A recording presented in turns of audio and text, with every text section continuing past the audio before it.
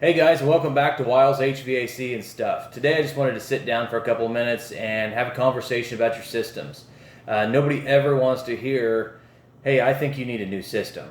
But unfortunately, that time does come sometimes. So most of our videos are usually driven more towards technicians or people coming into the industry, but today I wanted to talk to homeowners as well. I think everybody should be well informed as far as if they need a system or not. There's so many contractors out there that they say you need a new system no matter what you have. There's a lot of the fly-by-night companies that do whatever they want, and they just always say you need a new system. That's not how it should be done. But there are some qualifiers that you should look at as a homeowner or as the technician presenting it to a homeowner. There are several different things you should look at to see and determine if it really is time. For one would be the age of the system. Your contractor should be able to find the age of your system if you don't know it.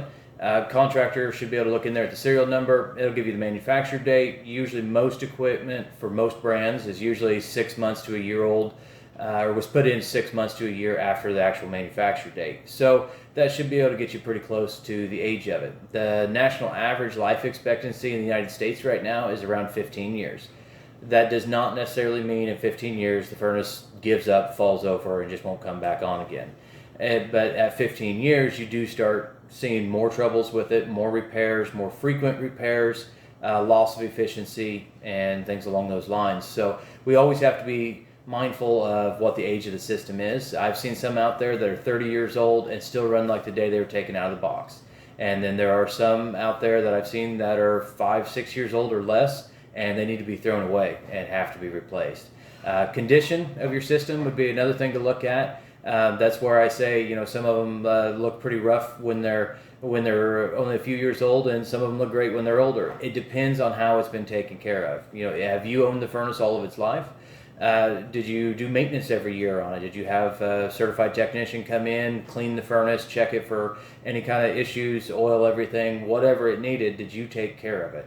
That's going to determine the condition of the system. If you haven't, and you're trying to look at it yourself, usually you can look at the outside of the furnace without even opening it and saying, yep, that furnace is rough. If it looks rough, it probably is rough, and it's probably time to start considering.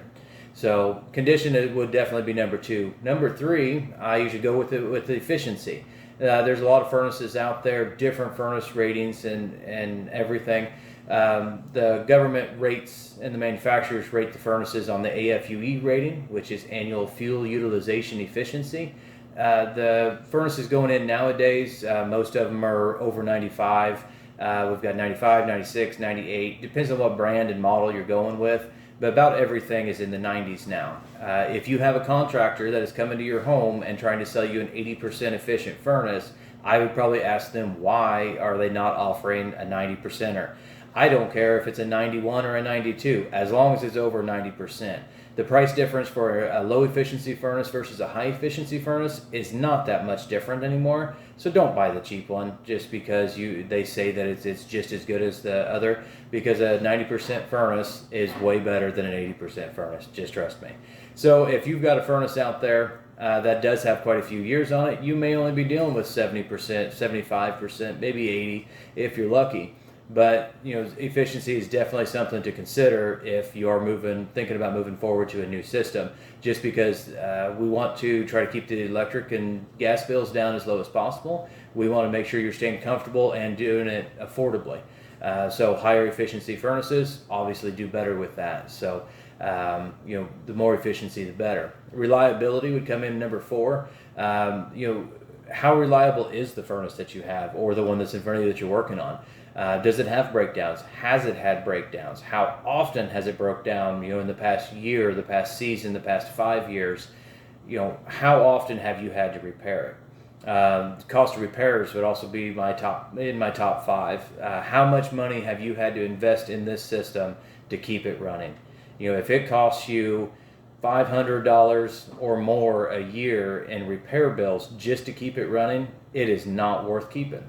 How you need to know how much you've spent, how many times it's broke down, and how many times you've had to spend it. If you've done a couple $500 repairs, because let's be honest, there are not very many cheap fixes anymore.